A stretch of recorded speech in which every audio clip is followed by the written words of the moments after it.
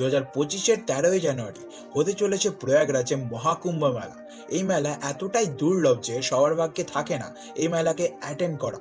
কিন্তু কেন? কুম্ভ মেলার স্থান নির্ধারিত করা হয় সূর্য, চাঁদ এবং বৃহস্পতি গ্রহের স্থান দেখে, যার জন্য 12 বছরে একবার হয় পূর্ণ কুম্ভ মেলা।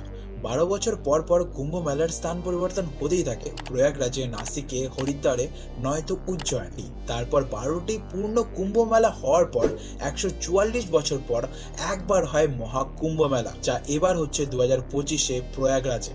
তো ভাবতেই পারছো কতটা দুর্লভ এই ইভেন্ট। মহাকুম্ভ মেলা শুরু হয়েছিল সমুদ্র মন্থন থেকে। সেই সময় সমুদ্র মন্থন থেকে অনেকগুলো তথ্য বেরিয়েছিল, তার সাথে বেরিয়েছিল অমৃত। আর সেই অমৃত যাতে অসুরদের হাতে না লেগে যায় তার জন্য বিষ্ণুদেব তার সাথে অমৃতও নিয়ে যায়, এবং অমৃত নিয়ে যাওয়ার সময় এর কিছু ফোঁটা মাটিতে পড়ে যায় 4টি জায়গায়, যা আজকের সময় প্রয়াগরাজ, নাসিক এবং উজ্জয়ন ও হরিদ্বার নামে পরিচিত হচ্ছে। এই সবকিছুর ব্যাপারে বর্ণিত রয়েছে শ্রীমদ্ ভগবত পুরাণে।